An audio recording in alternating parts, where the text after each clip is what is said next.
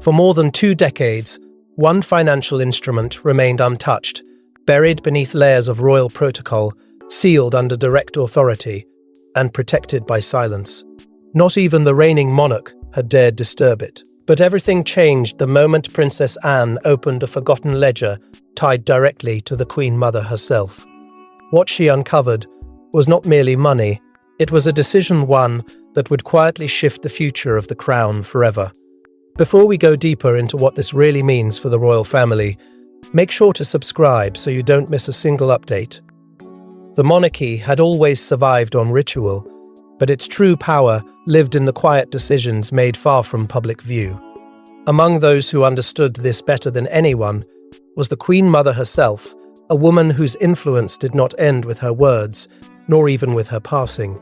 She had spent decades mastering the invisible architecture of royal endurance, preserving not only appearances, but the hidden mechanisms that ensured continuity when personalities faltered and loyalties shifted. Those closest to her knew she never acted impulsively. Every signature, every sealed document, every carefully placed instruction was part of a larger design, meant to outlast uncertainty. And now, years after her voice had fallen silent, one final act of her authority had begun to stir. Princess Anne had not gone searching for secrets. She never needed to. Unlike others who inherited privilege, Anne had inherited responsibility, the quiet burden of remembering what others preferred to forget. She was the monarchy's living archive, not because of her title, but because of her discipline.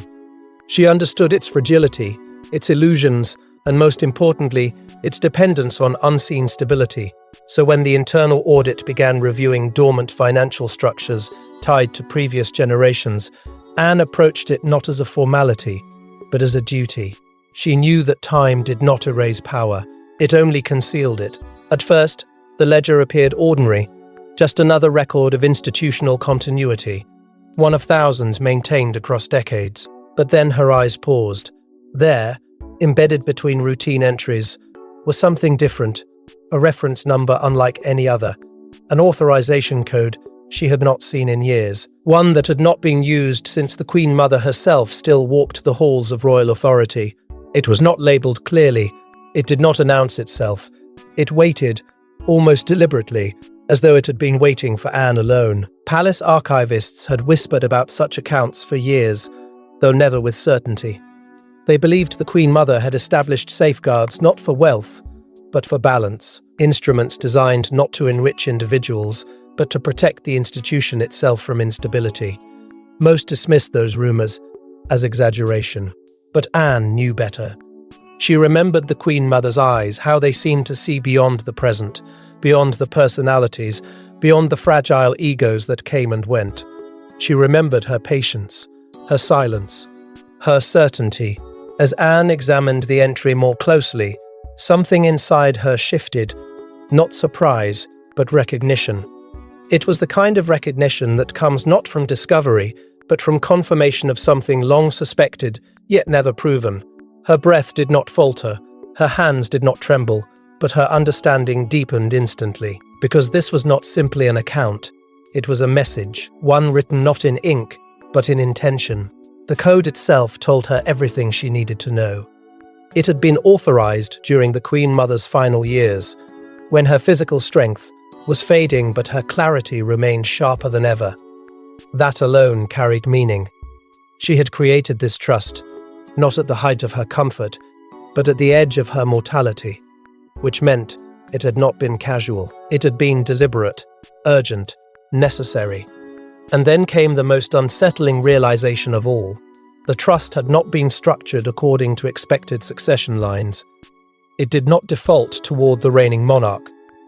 It did not anticipate automatic transfer to Charles, nor eventual control by William. Its structure defied tradition. It resisted predictability. It had been designed to exist beyond hierarchy itself. Anne leaned back slightly, her mind already racing ahead of the evidence, sensing the shape of a truth not yet fully revealed. Because the Queen Mother had never been reckless. She had never gambled with the monarchy's survival. If she had created something this carefully concealed, this deliberately protected, then its purpose was not symbolic. It was strategic. And for the first time since opening the ledger, Anne felt the full weight of what she had uncovered pressing against her understanding. Because this was not simply about the past, it was about the future. A future the Queen Mother had anticipated long before anyone else had seen it coming. A future she had prepared for in silence, trusting that one day someone would uncover her final act and understand exactly why it mattered. But Anne had only seen the surface entry. What lay behind the Trust's actual authorization file would force her to confront a truth even she had never anticipated. The Queen Mother never moved without purpose. Every letter she signed, every account she established, every quiet instruction she gave was part of a larger design. And now, buried within one final directive, was proof that her most consequential decision had never been spoken aloud. This was not a gesture of affection. It was an act of deliberate succession influence, executed from beyond her grave. As Anne stood on the threshold of the Trust's deeper authorization, she could almost feel the Queen Mother's presence, not as memory, but as intent. This was how she had always operated, never loudly, never recklessly. She believed true authority did not need to announce itself. It endured quietly, shaping outcomes long after others believed decisions had already been made. And during her final years, when her body had begun to fail her, that instinct had only grown stronger. Those closest to her remembered a woman who wasted no time on sentimentality. She had already lived through abdication, war, betrayal, and the slow, painful rebuilding of public faith. She knew how fragile the crown truly was, even when it appeared unbreakable. Her declining health had not weakened her clarity. If anything, it had sharpened it. She understood something few others were willing to admit, that stability was never permanent. It had to be protected, reinforced, sometimes even quietly redirected. The Trust had not been created in comfort. It had been created under pressure. In private meetings, behind closed doors, she summoned financial stewards and institutional advisors with a level of urgency that unsettled even those accustomed to royal secrecy. She did not explain her fears openly. She did not need to. Her instructions were precise, deliberate, and irreversible. She insisted on something unprecedented. The Trust would exist beyond the authority of any future monarch. No sovereign, not even her own daughter, not even those who would follow, would have the power to dismantle it. That alone revealed everything about her state of mind. This was not merely estate planning. This was protection. Protection against instability she believed was not only possible, but inevitable. The language she approved reflected this unmistakably.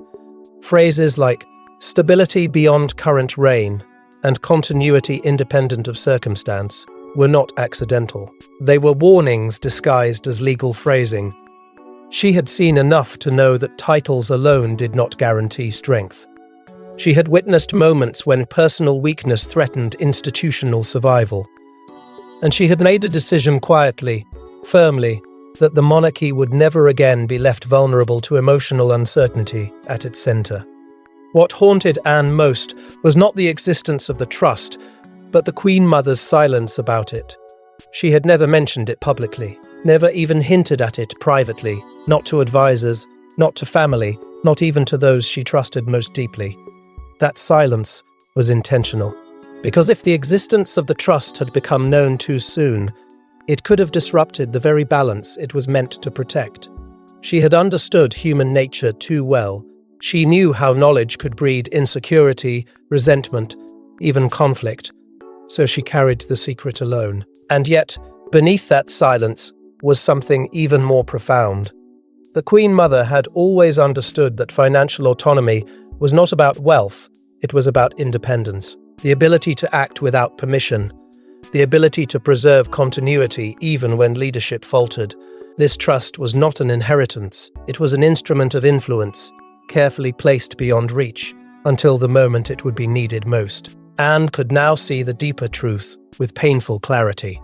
The Queen Mother had not created this trust as a precaution. She had created it as preparation. She had anticipated a future where emotional strength, not birth order, would determine survival. A future where the crown's greatest safeguard would not be its traditions, but the character of the individual entrusted to protect them.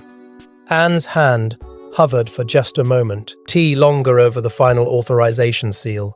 She understood that everything she believed about succession, loyalty, and institutional trust was about to shift. Because the Queen Mother had never believed in coincidence, she had believed in certainty.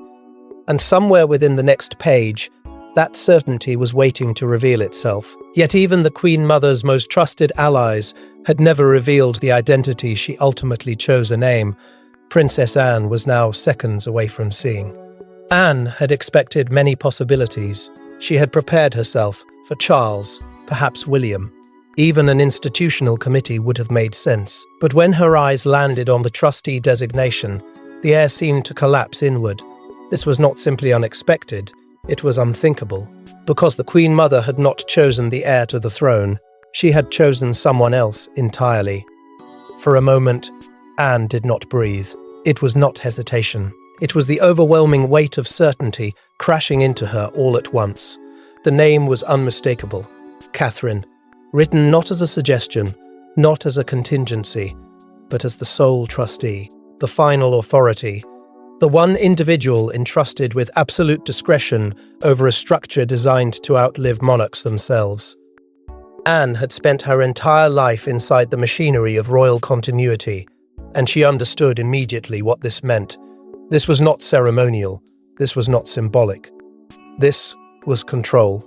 Her mind moved faster than her body. She knew what sole trustee authority represented. It meant Catherine alone held the legal and institutional power to execute the trust's purpose. No oversight committee, no shared guardianship, no automatic deference to the reigning sovereign. The Queen Mother had placed her faith not in hierarchy, but in judgment. And that decision shattered centuries of unspoken expectation, because the monarchy had always operated on bloodline certainty. Authority flowed downward, predictably, inevitably. But this moved differently. This moved toward character.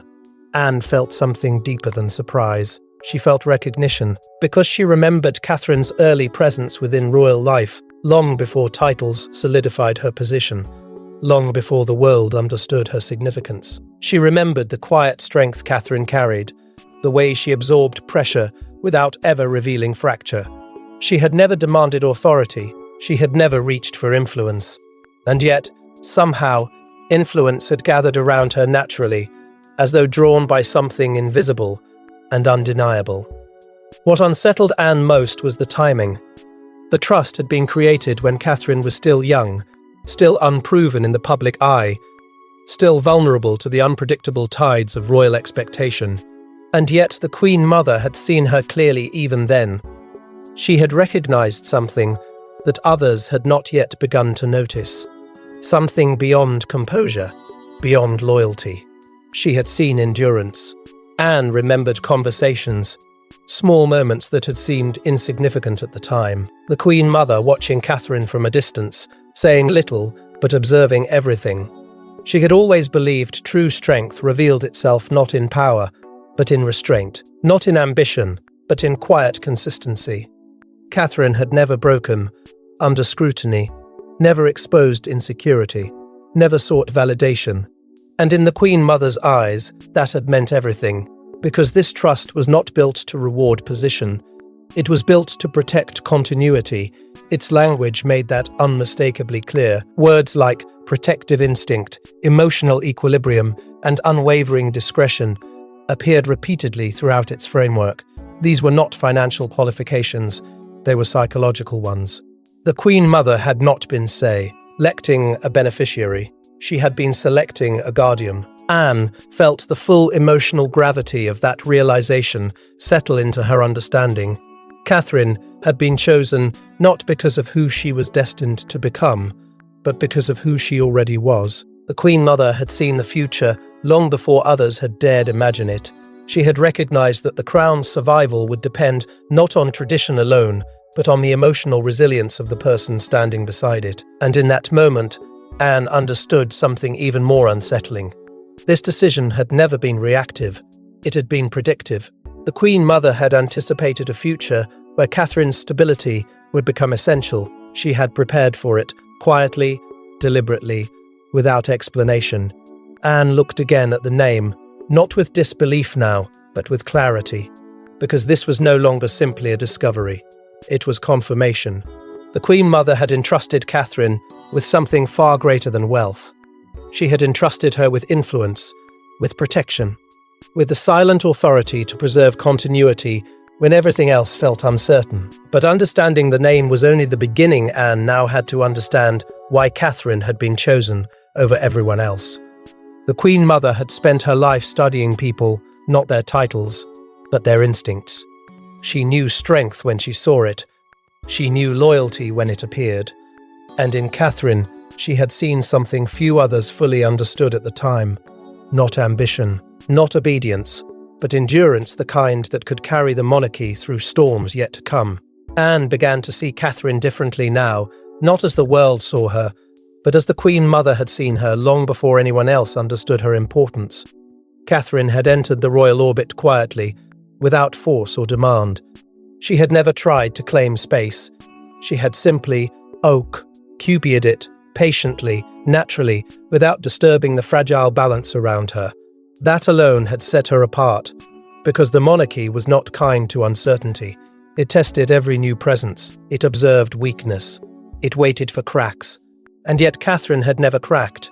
Even in those early days, when scrutiny followed her every movement, Catherine had displayed something rare. Not defiance, not resistance, but composure. A calm so steady it disarmed those who expected instability.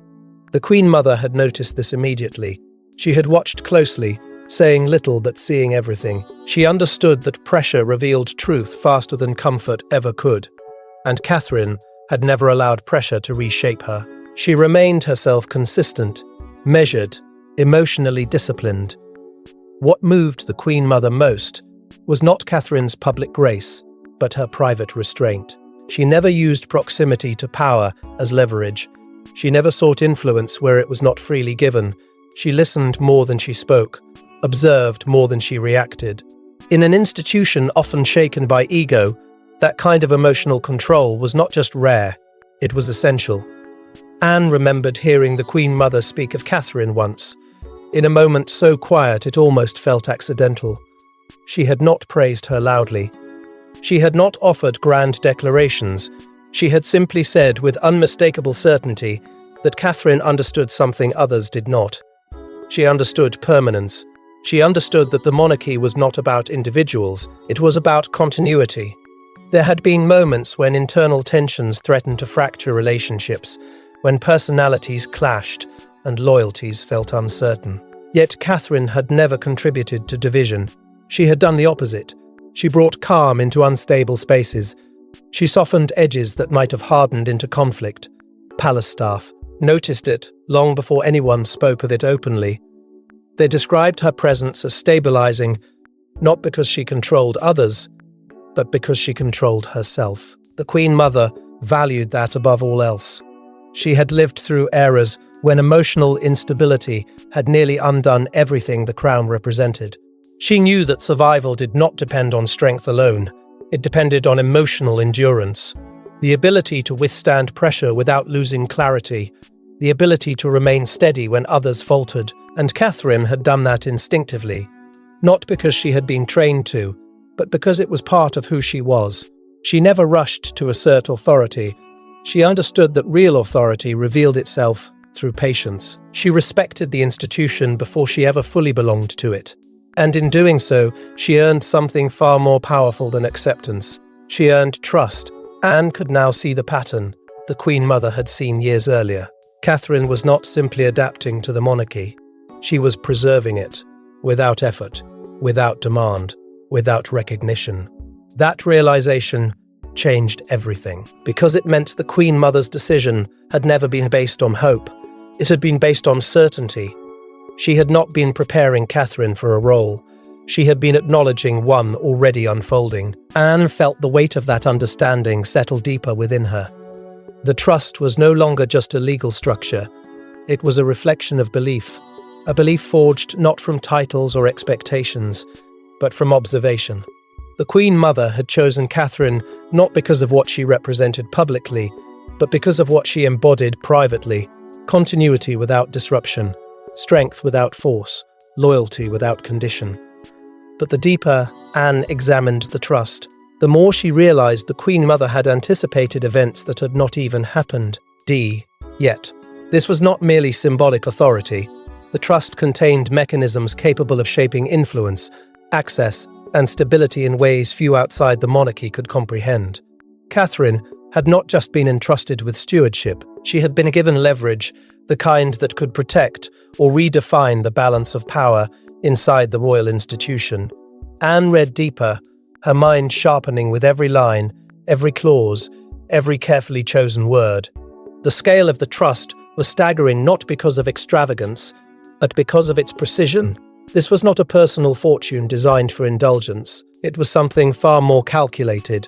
It had been structured to exist independently, insulated from political shifts, immune from emotional interference, and capable of sustaining itself across generations without erosion. The Queen Mother had not built it to enrich Catherine. She had built it to empower her. The authority embedded within its framework was unlike anything Anne had encountered before. Catherine had not simply inherited responsibility, she had inherited discretion. The trust granted her the ability to direct resources where she alone believed they were needed most. She could strengthen preservation efforts, secure vulnerable institutional structures, or reinforce areas quietly deemed essential to continuity. And most striking of all, she did not need permission.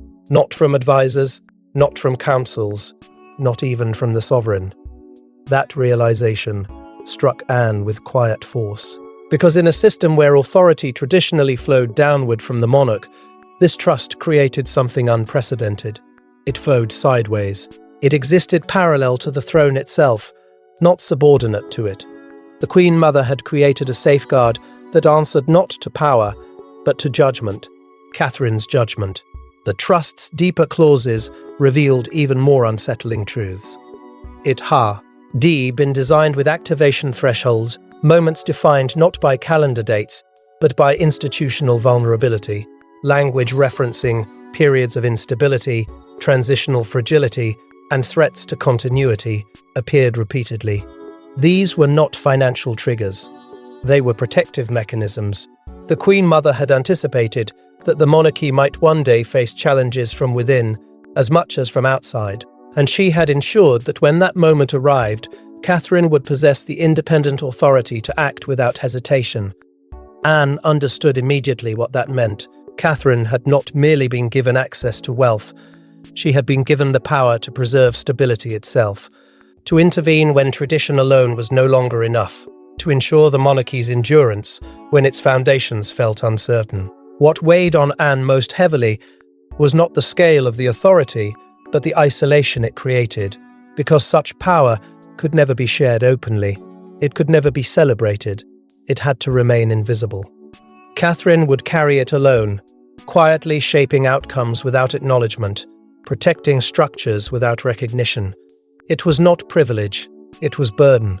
The Queen Mother had known exactly what she was doing. She had chosen someone who would never be corrupted by control, someone who would never confuse influence with entitlement. Catherine had never sought dominance. She had never displayed hunger for authority, and that was precisely why she had been chosen. Anne felt a deep, unsettling clarity settle within her. This trust was not ceremonial, it was structural. It had been engineered to outlive individuals, to outlast uncertainty, to ensure continuity even when human leadership faltered.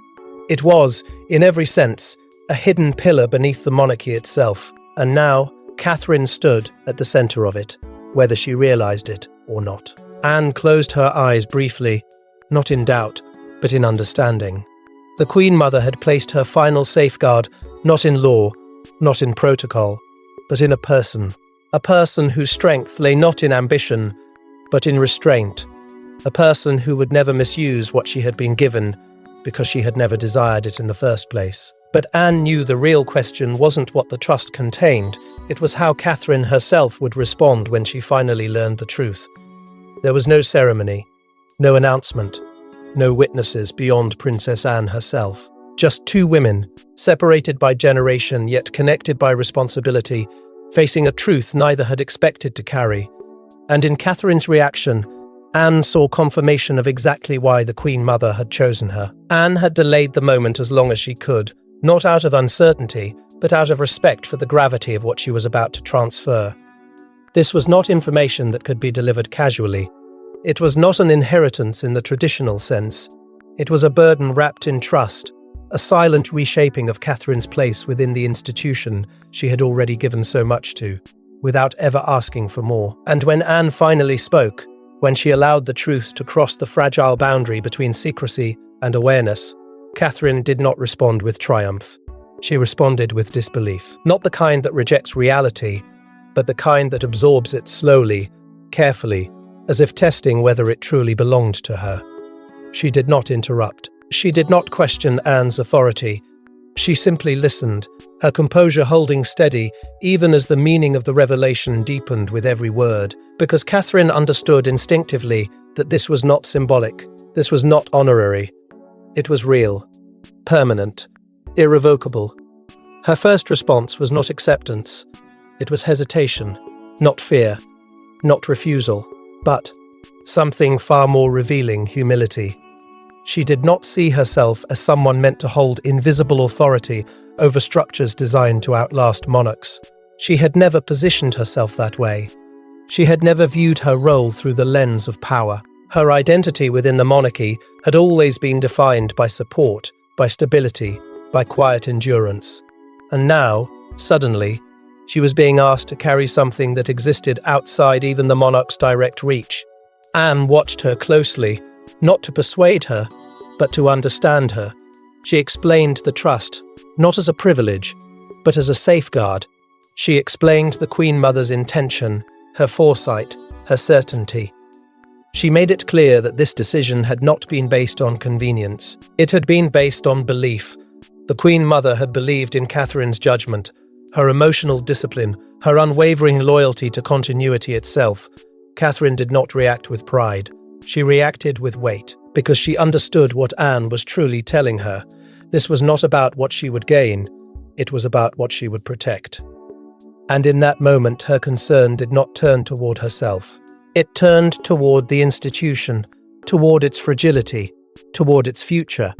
Her first instinct was not to ask what authority she possessed, but how she could ensure that authority was never misused.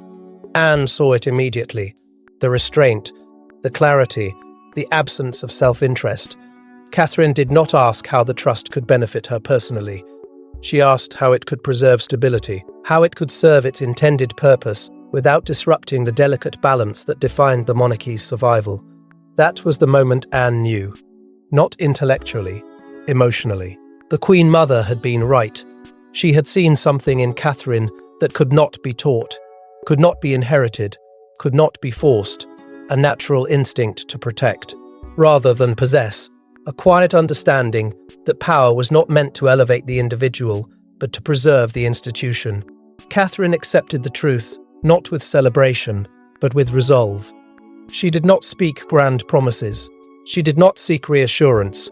She simply absorbed the responsibility, allowing it to settle into her without resistance. She understood that from this moment forward, part of her role would exist beyond public awareness, beyond recognition, beyond acknowledgement. And Anne, who had spent her life guarding the monarchy's continuity, felt something she rarely allowed herself to feel: relief.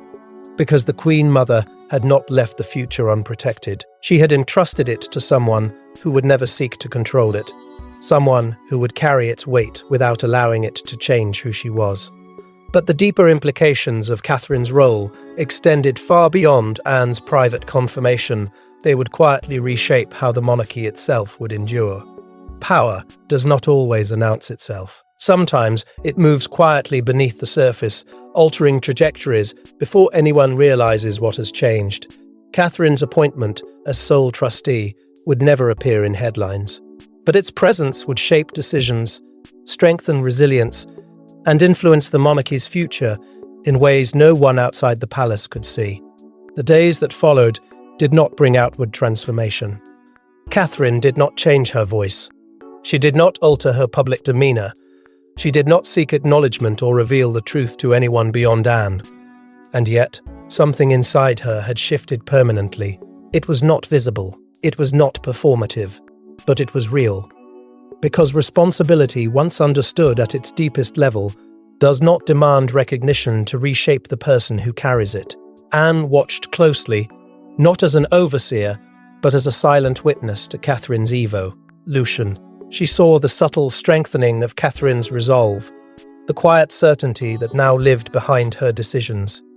Catherine did not become more assertive.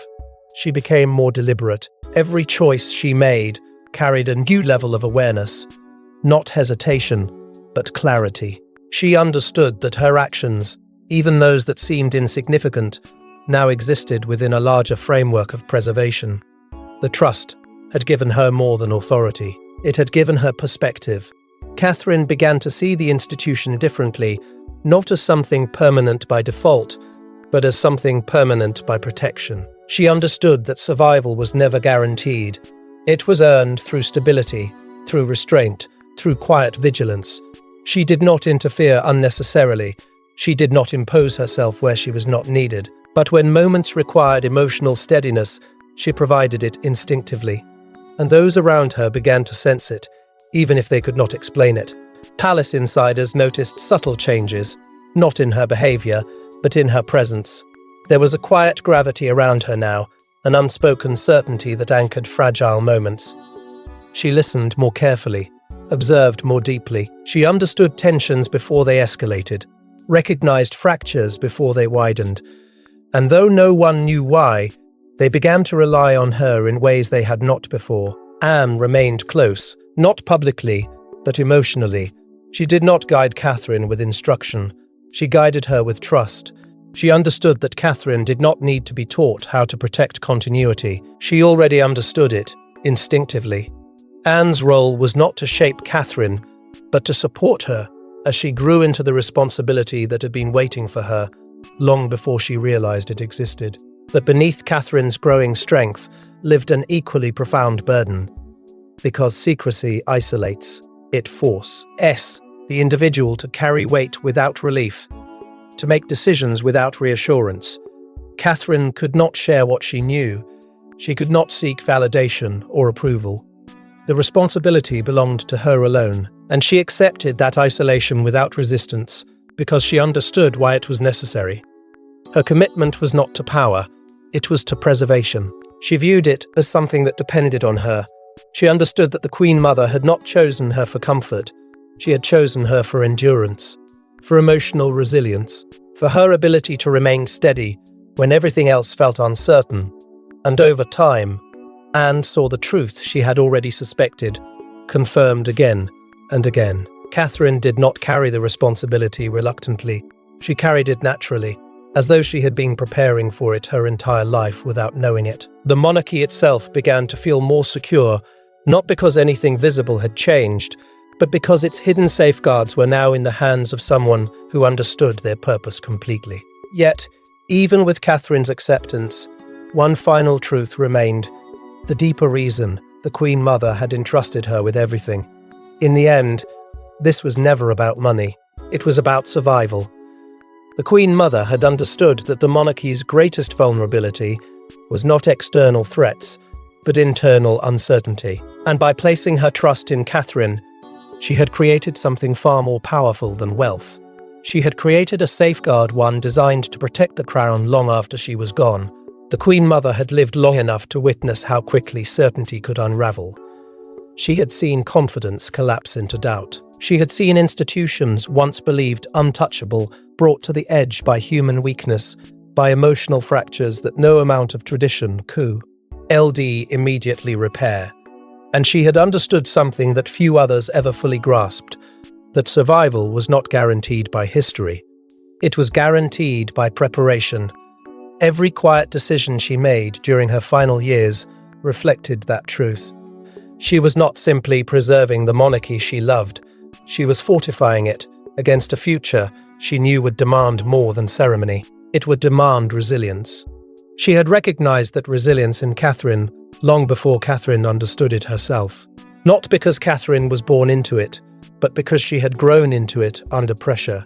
Catherine had endured scrutiny without surrendering herself to it. She had remained steady when attention intensified, calm when expectations grew heavier, grounded when uncertainty surrounded her. The Queen Mother had seen in her something rare, a strength not driven by ambition, but by purpose, a strength that did not seek power, but could be trusted to carry it without being consumed. The trust itself was more than a legal creation. It was a symbolic passing of something deeper. It was the Queen Mother's final act of guardianship, placed not into the hands of a sovereign, but into the hands of a protector.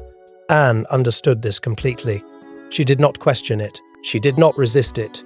She accepted Catherine's role not because it defied tradition, but because it fulfilled the deeper purpose tradition had always served to ensure continuity beyond individual lifetimes. Anne had spent her life protecting the monarchy, through discipline, through loyalty, through unwavering devotion. And now, she saw that same devotion reflected in Catherine, not loudly, not visibly, but undeniably. Catherine had not changed who she was. She had simply stepped more fully into the person she had always been preparing to become. Without ceremony, without recognition, Catherine had transformed into something the monarchy had always needed, but never openly named. An institutional guardian, someone who would carry invisible responsibility without demanding visible authority, someone who would protect continuity not through control, but through endurance. The monarchy's future would not be shaped solely by coronations or public declarations. It would be shaped by unseen safeguards like this one, by quiet decisions made long before their importance was fully understood, by individuals chosen not for their titles, but for their character. Catherine's destiny had never been written in official announcements. It had been written in trust, in observation, in belief. And now, that belief lived within her. History itself had been quietly rewritten, not with spectacle, but with intention. The Queen Mother had ensured that her final act would not simply preserve the crown, it would strengthen it in ways no one outside those palace walls would ever fully comprehend. And somewhere within the palace walls, beneath layers of tradition and silence, the Queen Mother's final decision continued to shape the future, its full consequences still waiting to unfold. Thanks for watching. Please don't forget to like and subscribe, and we will see you in next one.